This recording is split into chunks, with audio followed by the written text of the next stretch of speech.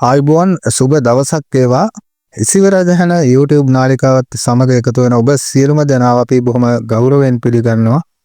අද දවසේදී අපි කල්පනා කරන්නේ බොහෝ දෙනෙක් අපිට කතා කරලා ඉල්ලීම් කළා.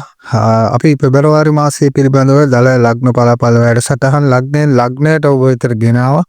නමුත් මේ පෙබරවාරි මාසය තුළ සුවිශේෂී ග්‍රහමාරු කිහිපයක්ම සිද්ධ වුණා. ඉතින් හින් ප්‍රධාන වශයෙන් පෙබරවාරි 3 වෙනිදා බුධ මාරුව, ඒ වගේම පෙබරවාරි 6 වෙනිදා සිකුරු මාරුව සහ පෙබරවාරි 12 වෙනිදා රවිගේ මාරුවක් සිද්ධ වුණා. ඒ වගේම එළමෙන 23 වෙනිදා කුජ තමන්ගේ රාශිය මාරු වීම සිද්ධ කරනවා. ඉතින් මේ ග්‍රහ මාරුවල සිකුරු මාරුව ගැන අපිට විස්තර පුරෝකතනයක් ගෙන එන්නට කියලා බොහෝ දෙනා ඉල්ලීම් කළ නිසා අපි ලග්නයෙන් ලග්නයට ඒ පුරෝකතන වැඩසටහනක් ගෙන ආවා. විශේෂයෙන්ම අපි කල්පනා කළා මීන ලග්න හිමියන්ට මේ වැඩසටහන ටිකක් විශේෂිත ආකාරයෙන් ඉදිරිපත් කරන්නට ඕන කියලා. මොකද ඔබ මේ කාර්යය තුලදී ටිකක් දරුණු ආකාරයක ඒ රාෂ්ට්‍ර කපලයකට මොහොත දෙමින් ඉන්නවා. ඉතින් අන්න ඒ නිසා අපි කලින් පටගත කළා වූ වැඩසටහන ඉදිරිපත් නොකර ඔබ වෙනුවෙන්ම මේ නවතම විදිහ වැඩසටහනක් නැවත අපි සකස් කළා. මොකද මේ කාල සීමාව මීන ලග්න හිමියන් යම් කිසි ආකාරයක පසුගාමීත්වයක් එහෙම නැත්නම් යම් කිසි ආකාරයක බාධාවන් පීඩාවන් මැදින් ගමන් කරන කාල සීමාවක් නිසා ඔබට අවශ්‍ය වේයයි හිතෙන ඔබ විසින් වෙනස් කරගත යුතුයි හිතෙන මේ ඔබේ වටා ඇති පරිසරය ඔබට යම් ආකාරයක යහපතක් පිනිස සකස් කරගන්න කෙසේද කියලා විශේෂයෙන් කතා කරන්නට. ඉතින් අද දවසේදී අපි මීන ලග්න හිමියන්ට ආරාධනා කරනවා මේ වීඩියෝ අවසානයේ වෙන තෙක්ම රැඳෙන්න. සුවිශේෂී කරුණු කිහිපයක් ඔබ වෙනුවෙන් අද අපි ප්‍රකාශ කරනවා. ඉතින් අපි වීඩියෝ දෙසට යමු. ඔබේ ග්‍රහ ගෝචරය කොහොමද මේ වෙනකොට තැන්පත් වෙලා තියෙන්නේ කියලා කතා බහ කළොත්, විශේෂයෙන්ම ඔබේ පළවෙනි භාවය තුල ශනි ග්‍රහය එහෙම නැත්නම් සෙනසුරු ග්‍රහය ගෝචර වෙනවා.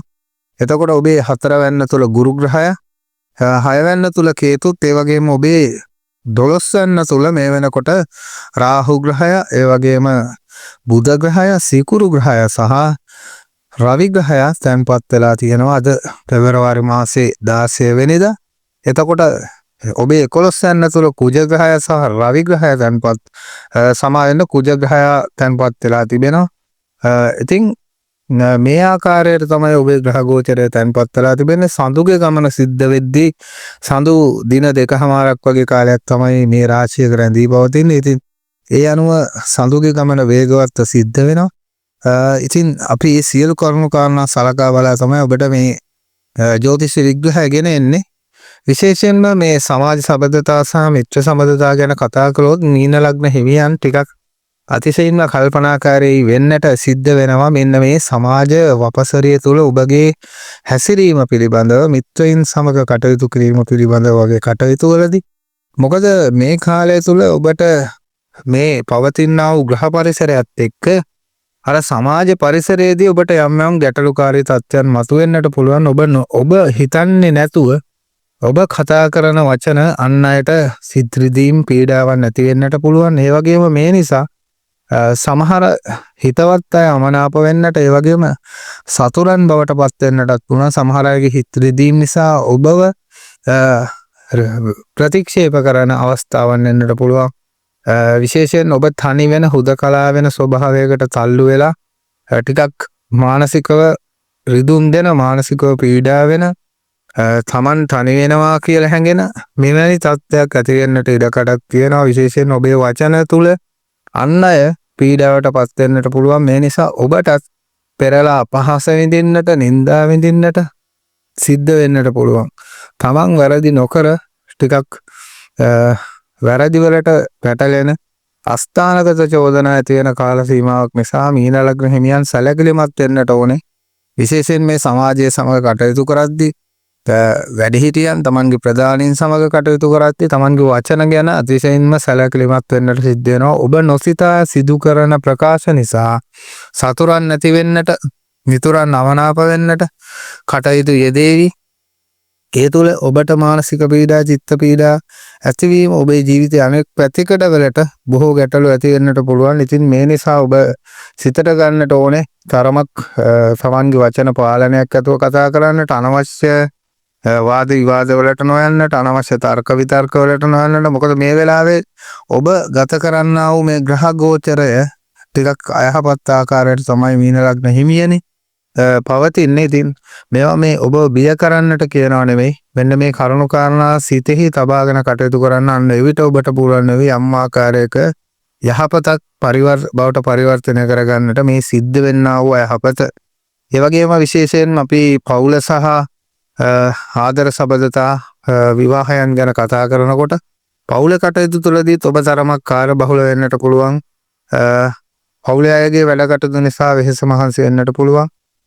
පවුලේ අසනීප වලට ඔබේ කැපවීම, මහන්සිය, මුදල් හදල් වියහියදම් කරන්නට වේවි. යම් කිසි ආකාරයක කාර්ය බහුලත්වය, ඒ කියන්නේ පීඩනය වැඩි පරිසරයක් තුළදී වැඩ කටයුතු කරන්නට වේවි.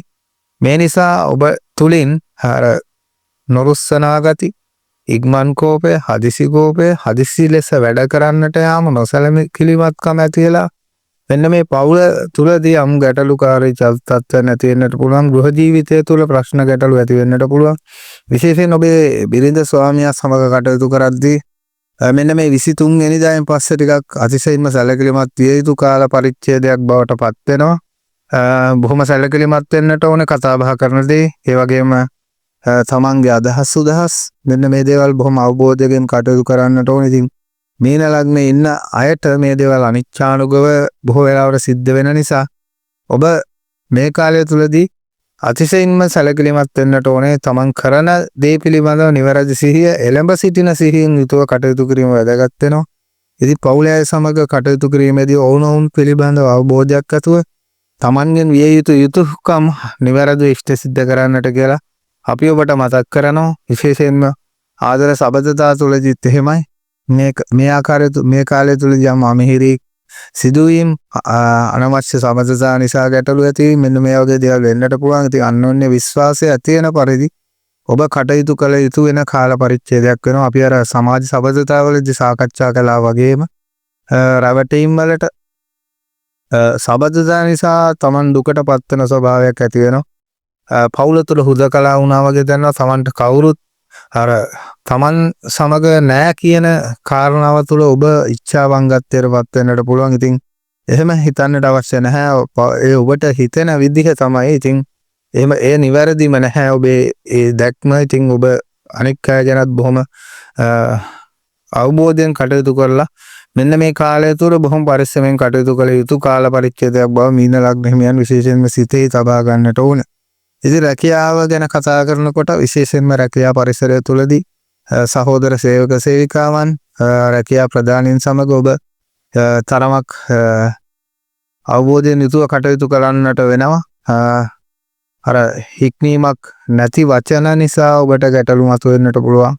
Tamanට ලැබෙන්නට තිබෙන අවස්ථා නොලැබී යන්නට, බලාපොරොත්තු ඉෂ්ට සිද්ධ වෙන දේවල් ඒ ආකාරයෙන් ඉෂ්ට සිද්ධ නොවෙන්නට, මහන්සිය තරමට ප්‍රතිඵල නොලැබෙන්නට මෙන්න මේ වගේ දේවල් සිද්ධ වෙන්නට පුළුවන්. ඉතින් කල යුතු වෙන්නේ මෙන්න මේ කාලේදී Taman සතු වගකීම් නිවැරදිව හරියාකාරව නිසි පරිදි ඉෂ්ට සිද්ධ කරගෙන ඉදිරියට යන එක. ඒ රාෂ්ට්‍රක තත්ත්වයක් මැදේවත් ලැබීම් තිබෙන කාල පරිච්ඡේදයක්. ඔබට අවශ්‍ය දෙයට කෙසේ හෝ මුදල් ලැබෙනවා. ඉතින් අන්නේ මුදල් නිවැරදි ලෙස කළමනාකරණ නම් සිද්ධ කරගන්නට සිද්ධ වෙනවා. මොකද නොසිතන වියදම්, අධික වියදම් ඇති වෙන කාල පරිච්ඡේදයක්. අසනීප වලට මුදල් වියහියදම් කරන්නට වෙනවා. ඔබගේ සමීපතමෙන් මුදල් වැය කරන්නට සිද්ධ වේවි. මෙන්න මේ නිසා ඔබ මුදල් පිළිබඳව, මුදල් පාලනය පිළිබඳව, කළමනාකරණය පිළිබඳව නැවත නිවැරදිව සිතා බලා කටයුතු කරන්නට සිද්ධ වෙන්නට ඕනේ. ඉතින් ව්‍යාපාර තුලදී තේමයි ආයෝජන වලට මුදල් වියදම් නොකරන්නට පුළුවන් නම් මේ වෙලාව බොහොම හොඳයි. ආයෝජන සඳහා මුදල් වැය කරද්දී ඒ පිළිබඳව බොහොම අවබෝධයෙන් යුතුව තමයි සිද්ධ කළ යුතු වෙන්නේ. විශේෂයෙන් ණය ගන්න දෙනු, ණය සඳහා ඔබ අපකරුවෙකු ලෙස ඉදිරිපත් වීම වගේ දේවල් නම් මේ වෙලාවේ සුදුසු නැති බව තමයි කියන්නට තියෙන්නේ. ඉතින් කෙසේ හෝ වේවා ව්‍යාපාරික පැත්තේදී ඔබ රැවටීම් වලට භාජන වෙන්නට ඉඩකඩක් තිබෙනවා. ව්‍යාපාර පාඩු සිද්ධ වෙන්නේ නිසා ඒ වගේම සේවක සේවිකාවන් සමග කටයුතු කිරීමේදී තමන් අර තමන්ගේ උට්ටාන වීරයෙන් ආත්ම ශක්තියෙන් යුතුව කටයුතු කරලා ඔබට හැකියාවක් තිබෙනවා ව්‍යාපාරවල යම් දියුණුවක් මේ කාලේදී සිද්ධ කරගන්නට. හැබැයි ඒ ව්‍යාපාර දියුණුව ටිකක් අභියෝගාත්මක, ඒ වගේම ටිකක් උනන්දුවෙන් යුතුව කරන්නට සිද්ධ වෙනවා. හැබැයි ජයග්‍රහණයක් තිබෙනවා. ඉතින් මේ නිසා ඔබ තරමක් වෙහෙස වෙලා කැපවීමෙන් වැඩ කටයුතු කළොත් මේ වෙලාවේ යම් කිසි ආකාරයක ධනයක් උපයා ගන්නට හැකියාවක් තිබෙනවා. ඉතින් ඒ ධනෙ විය පැහැදම් කිරීම පිළිබඳව බොහොම ගැඹුරින් හිතලා බලලා වැඩ කටයුතු කරන්නට වේවි. නොසිතන වියදම් යෙදෙන්නට පුළුවන් ව්‍යාපාර තුලදී යන්ත්‍ර සූත්‍ර වල යම් කිසි ආකාරයක අවහිරතා ඇතිවීම, යාන වාහන අලුත්දඩියා කරන්නට සිද්ධ වේවි.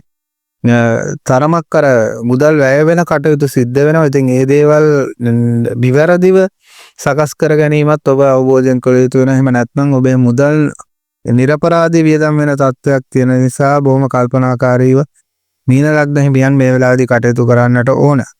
ඒ වගේම විශේෂයෙන්ම මීන ලග්න හිමියන්ට මේ වෙලාවේදී කියන්නට අවශ්‍යතාවයක් තියෙනවා. විදේශගත වෙලා ඉන්න මීන ලග්න හිමියනොත් අපෙන් බොහොමයක් දෙනා විමසීම් කළා.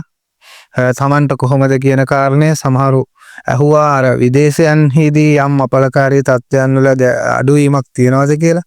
ඉතින් මේ ඒ රාෂ්ට්‍රකවල බලපෑම හැම දිනාටම එකම ආකාරයෙන් අසුබ බල ගෙන දෙන්නේ නැහැ. එය ඔබේ කේන්ද්‍ර සටහනේ තිබෙනා වූ ග්‍රහ ගෝචරයන්, ග්‍රහ දෘෂ්ටි, ඔබ ගත කරන මහදසා අතුරු දසා විදසා මෙන්න මේ වගේ කරුණු කාරණා නිසා වෙනස් වෙනවා. ඉතින් ඔබ කළ යුතු වෙන්නේ ඔබේ කේන්ද්‍ර සටහන නිවැරදිව විග්‍රහයක් ජ්‍යොතිෂවේදියෙකු ලවා කරවා ගන්න එක. හැම පැතිකඩක්ම ප්‍රශ්න නගලා ඒ කියන්නේ විචාරාත්මකව දැන කියාගෙන මෙන්න මේ කාලේදී කළ යුතු වෙන වත් පිළිවෙත් ටික නිවැරදිව කරලා තමන්ගේ ජීවිතය යහපත් කරගන්න එක. ඉතින් අසනීප ශරීර පීඩා ගැන කතා කරනකොට නිදන්ගත අසනීප මතුවීමේ අවදානමක් තිබෙනවා. විශේෂයෙන් ශරීරයේ උෂ්ණත්වය ඉහළ යාම නිසා ගැටලු මතුවෙන්නට පුළුවන්. රුධිරගත අසනීප, සන්ධි රෝග, ඒ වගේම මෙන්න මේ දෙපා ආශ්‍රිත වේදනා 3ටම පහළ ප්‍රදේශවල ආබාධ ඇති වෙන්නට පුළුවන්. ඒ වගේම විශේෂයෙන්ම සඳහන් කරන්නට ඕන මෙන්න මේ කාලය තුළ හදිසි අනතුරු වලින් නම් ඔබ ප්‍රවේශම් වෙන්නටම වෙනවා. ගින්දරෙන්, විදුලියෙන්, ඒ වගේම ජලයෙන් ඔබ විනෝද ගමන් යනවා නම්, රථ වාහන පදවනවා නම්, මහා මාර්ගයේ ගමන් කළත් අනිවාර්ය සිහිය ඇතුව තමයි ගමන් කළ යුතු වෙන්නේ. නොසලකෙල්ල නිසා අනතුරු ඇති වෙන්නට පුළුවන්. ඉතින් අවදානම් සහගත රැකියා කරන මීන ලග්න හිමියන්, ඒ වගේම උස්ස ස්ථානවල වැඩ කරන මේ වගේ අය ටිකක් ප්‍රවේශම් විය යුතු කාල සීමාවක් වෙනවා. ඒ වගේම රථ වාහන පදවන රියදුරන්, ඒ රථ වාහන පදවන කොයි කවුරු වුණත් විශේෂයෙන්ම පරිස්සම් වෙන්නට ඕනේ. මේ කාලය තුළ හදිසි අනතුරු, කරදර පීඩා, නොසිතන ආකාරයේ අනතුරු ආදී සිද්ධ වෙන්නට ඉඩක් තියෙන හින්දා තමන් ප්‍රවේශම් වීම අතිශයින්ම වැදගත් බව මීන ලග්න හිමියන්ට අපි දැනුම් දෙනවා. ඒ වගේම මේ කාලය තුළදී ඔබ කළ යුතු වෙන්නේ තරමක් හදිසි නොවි තමන් පාලනය කරගෙන ඉක්මන් කෝපය ඇතිවීම, නුරුස්සනා ගති පාලනය කරගෙන ඉවසීම වඩා වර්ධනය කරගෙන හික්මීම, සංයම ඇති කරගෙන කටයුතු කරන එක. ඉතින් මේ නිවැරදි සිහිය පවත්වා ගැනීම අතිශයින්ම වැදගත් වෙන මේ කාලය තුලදී එළඹ සිටින සිහියෙන් යුතුව වැඩ කිරීම අතිශයින් වැදගත් වෙනවා. ඒ සමහර වෙලාවට ඔබෙන් ගිලිහි යන්නට පුළුවන්. ඉතින් ඔබ කළ යුතු වෙන්නේ මෙන්න මේ කාලය තුල අතිශයින්ම ධර්මානුකූලව තමන්ගේ ආගම දහම අදහගෙන කටයුතු කරන එක. ඉතින් ඔබට මේ කාලය තුලදී විශේෂයෙන්ම විෂ්ණු දෙවියන්ට බාරහාර වෙන්නට පුළුවන් නම්, පත්තිනි මෑණියන්ට බාරහාර වෙන්නට පුළුවන් නම් තාම හොඳයි. ඒ වගේම ශනි ග්‍රහතුමන් උදෙසා ග්‍රහ පූජාවන් පැවැත්වීම, ඒ වගේම කපුටන් සුනකයන් සඳහා දානමාන දීම, ඒ වගේම අසරණ වැරහැලි වෙච්ච කුදු ගැහිච්ච මහලොව මිනිසුන්ට සිත පිරෙන ආකාරයේ දානමාන දෙන එක, වස්ත්‍රාභරණ පූජා කරන එක, තමන්ට ඒ පිනෙන් ආශිර්වාද ඉල්ලා සිටීම, ඒ වගේම හැකි තාක් දුරට අසරණෙන්ට උදව් කිරීම, ඒ වගේම ආනාපාන සති භාවනාව, මෛත්‍රී භාවනාව වගේ භාවනා ප්‍රගුණ කරන්නට පුළුවන් නම්, කන්ද පිරිත, සූර්යයන් පිරිත, මෝර පිරිත, ඒ වගේම අභිසම්බිදාන සූත්‍රය වගේ පිරිත් සූත්‍ර ශ්‍රවණය කරන්නට පුළුවන් නම් නින්දට යන්නට පෙරදීවත් තමන්ගේ මේ තියෙනා වූ ග්‍රහ අපලයන් යම් තාක් දුරට සමනය කරගන්නට ඔබට හැකියාවක් ලැබේවි.